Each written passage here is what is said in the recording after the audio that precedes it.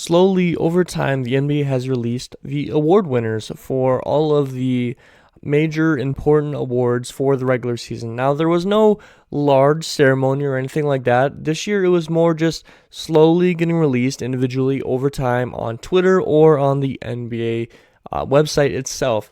But we have finally learned all of the winners from MVP to Rookie of the Year and everything in between. And I figured, why not go over it? Why not react to it a little bit? Honestly, I think most people, there's a couple in here that maybe there's some other options, but I think most of these were the right choice. But I just wanted to go through it, give kind of the reasons why they did win it and why they're in contention for it, and just a little bit of my thoughts on it. So that's exactly what I'm doing. If this is your first time on the channel, my name is John. This is the Sports Advocate. Thank you so much for tuning in. If you enjoy this content, give me a like or give me a dislike. Give me some criticism down below. Comment if any of these awards you think someone else deserved to win instead of the person. And if you really enjoy this content, I have content like this coming out pretty much daily. So go ahead and hit subscribe. And just a quick little recap. I may have photos pop up on the screen next to me. The reason why we have not had daily videos this past week is because there was a large storm that came through my town and towns alike near it. I lost all power, all internet, pretty much everything that in my home. My parents' house got struck by a tree. My other family members had more property destroyed. Thankfully, I got quite lucky. Nothing really majorly got damaged, but it's been a busy and a little bit stressful few days here, so that's why we haven't got daily videos. So I do apologize for that, but we're going to get right back into the groove of things. Right after this video, we're starting this video, and then we're going to go right back to daily videos, and with one day off each week. That's normally been what I've been doing. But let's go ahead and get into this. First things first, let's start with the Defensive Player of the Year. I think that was the first one that was released. Marcus Smart was the winner of it. Boston Celtics point guard. This was the first guard to win it since Gary Payton. I know everyone says that, but if you didn't know, Gary Payton won it in 1996. So it's nearing on 30 years since a guard has won it. It's just consistently been these forwards like Giannis or centers like Rudy Gobert over and over and over. Now we bring in a guard, and it's very fun to see, and I think he very much well deserved it, even if his numbers did not specifically show that he deserved it. He had 1.7 steals per game, which is very high. He was tied for third, but his blocks per game was quite low. I don't even think it pops up in the top 50 or whatever on NBA, but the reason why he won it was not strictly because of his statistics. I mean, if you watch him and you watch his Boston Celtics defense, not only was the Boston Celtics defense number one in the entire league, but he was by far the leader in it. He was doing incredible. He was pointing out people where they needed to go. Now, the Celtics team did have, I think, two other top 10 finishers for Defensive Player of the Year, and Al Horford and the Time Lord, Robert Williams. So the team overall had a very good defense, but it was very, very clear that Marcus Smart was the leader for this team, and he was consistently being the guy that in those big moments went and guarded the guy. I mean, Kyrie Irving in a situation where the Nets can't score in the playoffs, for 1 minute straight, he's guarding him just full on, and Kyrie doesn't score. I mean, this guy was doing everything for this team, and even if the stats don't pop off, if you go watch him, if you're watching any of these games, any of these Boston Celtics games, his ability to take over on that defensive end, and yes, sometimes he makes some dumb decisions on the offense, but defensive end, he is incredible. He's stopping their key guys for the other team. He's limiting shots. He's making shots that are taken very, very difficult. He's making it hard to just do a bunch of dribble moves because he's able to get the ball in a steal with 1.7 steals per game. Now, he's a little bit shorter, so he's not getting those blocks. I think it was like 0.3 or something blocks per game. So nothing incredible there. But he's still going to make it very hard to get shots up. Even if he's not blocking him, he's got a hand right in your face, or he got a hand right when you're raising it so that you can't get a perfect form on it. He's been incredible all year long. Honestly, this was probably my pick for Defensive Player of the Year. I don't think I made a video on it, but the next closest was Michael Bridges. He's pretty close behind. He had 1.2 steals per game. That's tied for 8th. He had 0.8 blocks per game. That's tied for 13th. So your top 15 in both of the major defensive stats. But I think it's pretty clear, even though there's not a huge gap in steals per game for Marcus Smart and Mikal Bridges, it's pretty clear that Marcus Smart was the biggest contributor to lead the team for his team, while Bridges, although he was doing incredible, there was not a lot of other great defensive talent on that team, where Marcus Smart was surrounded by really good defensive talent, and he still clearly was the leader of that group and was raising other people's ceiling on defense. And especially when you look at how poorly they did at the beginning of the year and the fact that they turned it around and became the number one defense, you got to give that token all to Marcus Smart. He was incredible. He deserves this trophy for me. I think third place was Rudy Gobert, and it's not Rudy. Next up, Rookie of the Year, Scottie Barnes, Toronto Raptors, small forward. I really, really enjoy this guy's play. There was some other options here. Evan Mobley, Cade Cunningham. Some of the votes were decently close. I think Cade Cunningham deserved a little bit more votes than he actually got. But Scottie Barnes has looked very, very good. He was the first forward to win it since 2015, if you didn't know that. Now, take that with a grain of salt, because Ben Simmons is sometimes listed as forward, sometimes listed as a point guard. So you got to take it with a little bit of grain of salt there. In this situation, whether it's to make the stat look prettier or not, Simmons, for me, at least when he was with the Sixers, we haven't seen him play with the Nets yet, he was their guard. He was their point guard. He was always managing the ball and managing the offense. So he was point guard for me. Also, Cat was listed as a forward. He's clearly a center to me. 2015, that was the last person to win it as a forward, which was Wiggins. But Cat was listed as a forward for some reason. He's clearly a center. And I have Simmons as a guard. So the first forward to win it since 2015. Maybe you alter that a little bit. Maybe it's 2018 or whatever with Simmons, or maybe for some reason you have Cat as a forward and it's 2016. Nonetheless, it's been point guards a lot lately. LaMelo Ball, Ja Morant. It's been a lot of guards here lately for the Rookie of the Year. Scottie Barnes, I was a big fan of watching him. 15.3 points per game, third out of all. When I say the number, it's compared to other rookies. 15.3 points per game, third. 7.5 rebounds per game, that's second. 3.5 assists per game, that's third. And 1.1 steals per game, that's third. He looked very, very good. He started every single game for Toronto. I think he had the most minutes. I know he had the most minutes out of all rookies throughout the entire season. Started every single game for the Raptors. He was a big part of why they were doing good, especially in that middle of the season where a couple other people were struggling there. He was a big help for that team. The next closest was Evan Mobley. Cade Cunningham was actually quite a bit far behind. Evan Mobley had 5th in points per game, 1st in rebounds per game, 9th in assists per game, and 7th in steals per game. The only thing that he is higher than Scottie Barnes in is the rebounds per game, and it's literally 1st and 2nd. So Scottie Barnes, I think this was pretty darn close. It was within 20-some votes. I do have Scottie Barnes here. I think this was the right choice. Next up, Sixth Man of the Year. This was the clear favorite. We have Tyler Hero, Miami Heat, point guard / shooting guard. He plays a little bit of both. He's very, very much clear favorite. He led the second team all year long. He was extremely consistent. He's a starter on most teams. He had 20.7 points per game, 5 rebounds per game, 4 assists per game. It was very, very clear that he was going to win the Sixth Man of the Year. The next closest person was like Kevin Love, and I don't think Kevin Love was making as much of an impact consistently throughout the whole year as Tyler Hero was. Now, at the end of the year, Kevin Love was making a big difference for the Cavaliers team, but Tyler Hero was doing it year-round, game in, game out. This is clearly Tyler Hero's Sixth Man of the Year award right here. No doubt in my mind about it. Now, the most improved player, again, I think this was the right call. There was some competition, though. Memphis Grizzlies point guard Ja Morant wins it.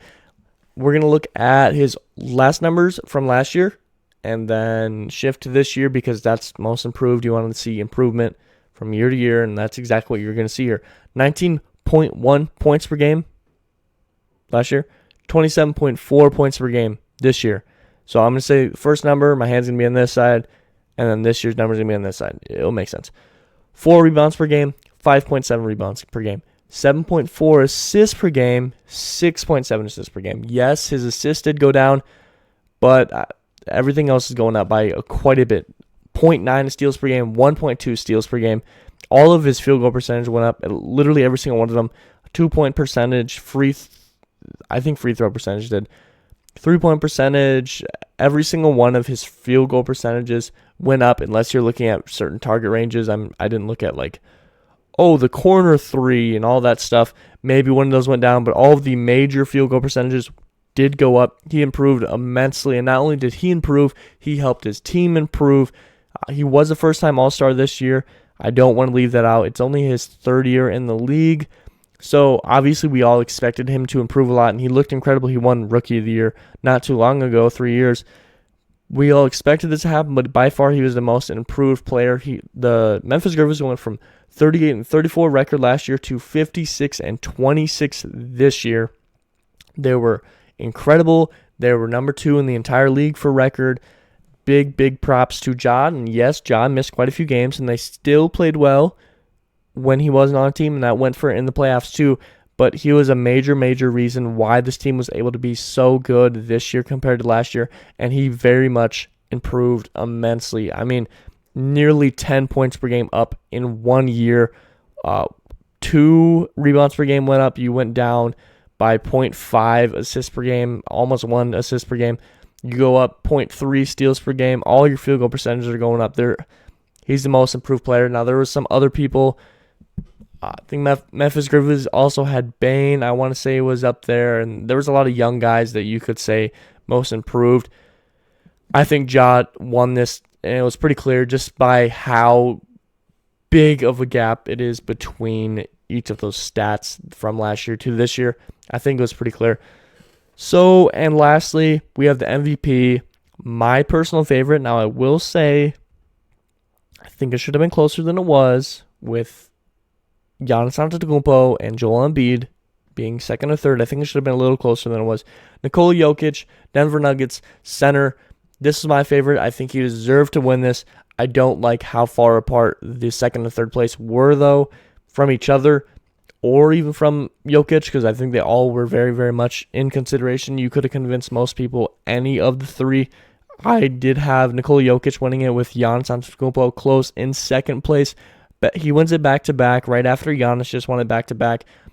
Back-to-back MVP in Nikola Jokic, 27.1 points per game, 7.9 assists per game, 13.8 rebounds per game, 1.5 steals per game, and 0.9 blocks per game. Not only is he doing incredible on the offense side of the court with 27 points per game, he's also passing well with 7.9 with not a lot of incredible talent on his team after some of these injuries. He also has 13.8 rebounds per game, which is, I think, top 5 or top 10 in the entire league. He's getting the boards for his team when they need the most, and he's able to score it, along with some pretty good defense, win 1.5 steals per game and 0.9 blocks.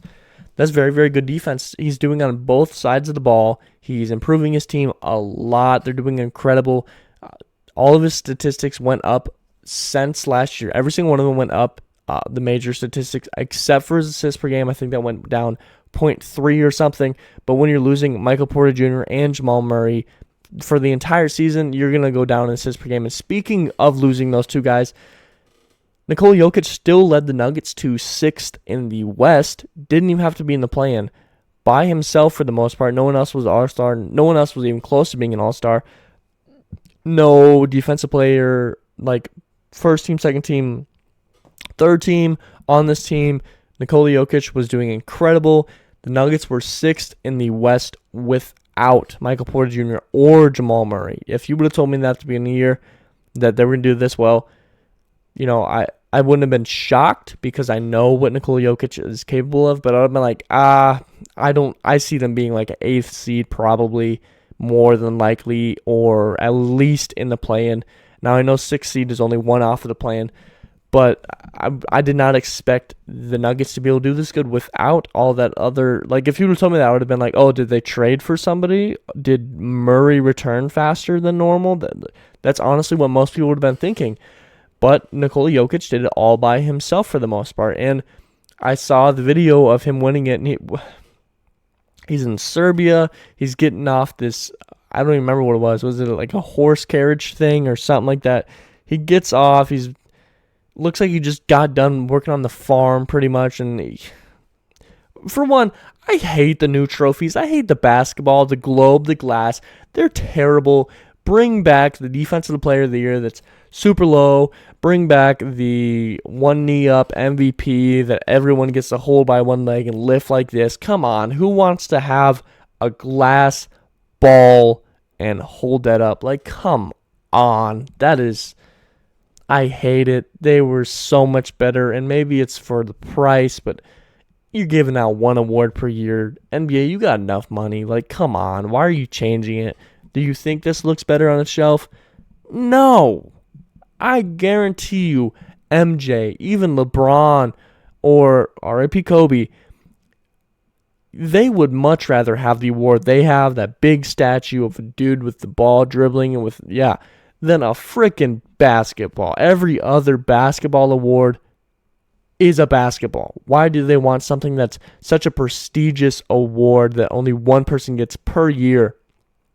Especially like the MVP, where that's like you are the best of the best. No one wants just another basketball award to be up on a shelf. They want it to stick out, and the MVP award did stick out before, and now it doesn't. Now it's just a freaking glass sphere. Like, come on. You guys got enough money for it. It looked much better. Maybe you could have changed the color of it. Maybe you could have made it pop a little bit more, but you didn't have to change it to what it is now. I don't like it. Maybe some people do. Maybe people prefer the basic little basketball. Maybe they think that's cool. I hate it. Maybe I'm in the wrong, but I don't know. I agree with all of these. Marcus Smart, I think he deserved it. I like Mikal Bridges. Is it Michael Bridges or Mikal? I don't know. I like him as a player overall more. Marcus Smart deserved the defense player of the year. Rookie of the year, Scotty Barnes. I like him a lot. Maybe there's some recency bias with Evan Mobley being out a couple games there at the end. I think Evan Mobley easily could have won it as well. That's the closest competition for me, and I think that was within 10 or 20 votes. Evan Mobley could have easily won this, and I would not have been upset at all. But I do like Scotty Barnes more. I think he might have a brighter future, even though Evan Mobley will make a bigger impact on his team. I hope that makes sense. I think Evan Mobley's overall will be able to improve the team and make his team better, whichever team he's on, if he stays with the Cavs or not. Whereas I think Scotty Barnes will be the better single player by himself. I think Scotty will be able to take over games, where Evan Mobley will be able to improve the team overall. I hope that makes sense. It makes sense in my head. Sixth man of the year, Tyler Hero, clear favorite. I don't think there's many people that were really close. Kevin Love maybe, but just to consistently throughout the whole year, it's Tyler Hero by a landslide. Most improved, John Morant. I'm a big fan of John Morant. I still wish that the lottery pick would have somehow fallen to the Bulls and they could have got Ja. They don't. I'm a big fan of John Morant. I don't know. It was not intentional injury on him. It sucks that he was out, but that was not intentional injury. He improved so much that you can't not give it to him. MVP, I think, should have been closer than it was, but I like who won. I think Nikola Jokic deserved to win it. Giannis was my next up. I just don't like Joel Embiid. Why? I don't know. Probably because he beats up on the Bulls so much, but I just don't like him that much. But yeah, that's it for the actual video. I appreciate any of you guys for sticking through. If you enjoyed this content, give me a like or dislike. Give me some criticism down below. Comment which one you think you would rather someone else won, and give us a reason why you think the other person deserved to win it instead. Also, if you enjoy this content on the daily, because it will be on the daily, I promise you guys, go ahead and hit subscribe. NBA, NFL, and NHL content. I really appreciate all the subscribers. I've been blowing up lately. Not blowing up, but you get what I mean. Like, I have a video that's at 1.5 thousand views. I appreciate that a lot. I'm up 30 subscribers in a week. It's came out of nowhere, and it's been incredible. It's been a huge boost for me, especially with everything that's been going on, and that's what I want to talk about to you guys right now. If I didn't have things pop up at the beginning of the video, I'm going to right now. I'm okay. Excuse me. I'm okay. My family is okay. If you follow me on Twitter, which you should, because I'm constantly talking about sports and all that stuff, it will be in the link in the description, or it's T Sports Advocate, capital TSA. Go follow me in there if you would like to. I hope I didn't worry you guys too much. I had some people reach out in my DMs. Thank you so much. If you know who you are. I am okay. My house, luckily enough, was not structurally damaged. My neighbors directly across from me had their roofs ripped off and all that stuff. I had tree coverage and the tree didn't fall. My parents' house, the insurance will cover it. There's some holes in the roof, but we had to chop the tree up, and I think I'll probably have some pictures pop up over here. There's quite a few pictures. It was a lot of trees. I don't even think the pictures really show you how many trees it is. And my other family members was just some fence work that got destroyed. Some fences got knocked down, snapped, broken, all that stuff. Another tree came down. The storm was really bad. I'm not going to go into detail a lot, but for anyone that wants a little bit of detail, I will, because it was terrible. So I was driving at the time. I just went and returned something to a store with my fiance, and I'm like, I know it's coming, but I wanted to come home and get my cat, and I'm maybe 3 minutes away from my house at this point, and we start seeing it moving towards us, and we're like, dang, that's dark. I still think I can make it to my house and back to the station or whatever, a safe place.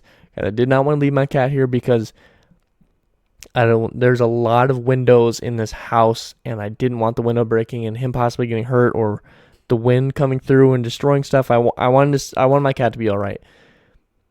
Ended up not making it in time because within 3 blocks, literally 3 blocks, it went from daylight to just, I needed to turn on my headlights to see because it was so dark. It was brown. There was dust flying everywhere. I had to turn around, drive to my gym. I had to go into my gym. I was stuck in there for 45 minutes before it finally calmed down.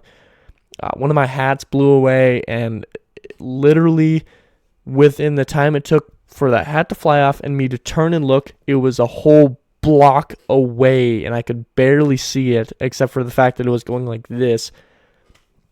It was bad. I'm gonna lean forward.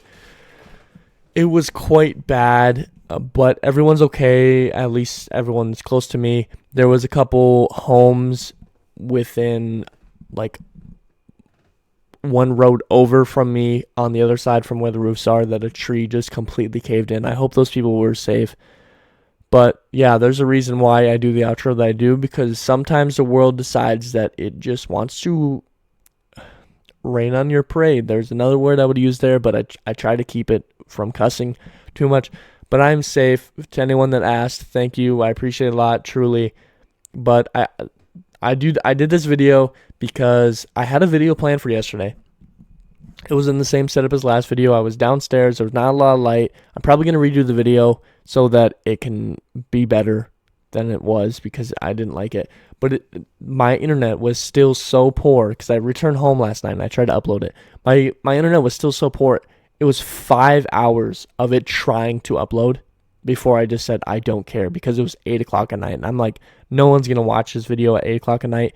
And my next video is going to come out and no one's going to see the old one because the next video is going to pop up before the old one. But yeah, so I'm all right. Everyone that I know is all right. Thank you for any kind words or DMs that you guys were to have sent me, commented, anything like that. I do appreciate it. But yeah, as always, I hope I taught you something. I hope it made you smile. I hope it made you laugh. It's something really important to me. It affects someone else's life in a great way. Truly, you guys have affected my life in a great way this past week. You've really boosted me a lot with all the support I've gotten, comments. I'm trying to reply to every single one of them I see, the subscribers, the views, everything. Honestly, if we keep at the rate that I'm at this past week, if we kept at this rate by the end of the year, this could end up becoming more than I ever expected. Like, genuinely more than I ever expected. I did not ever anticipate this to be any sort of money coming out of this at all. Like, literally not even a dime. I was just doing this because I enjoy sports and I enjoy having conversations with people. But if this week continues, by the end of the year, I could possibly make money. Now, I probably will never be able to make this a full-time, let alone even a part-time thing. But the fact that you guys possibly give me the opportunity to do that, that truly made my week much more special than it should have been after everything that went down.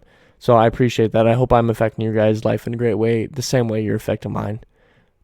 And as always, you guys all be safe out there. But something deep inside won't let me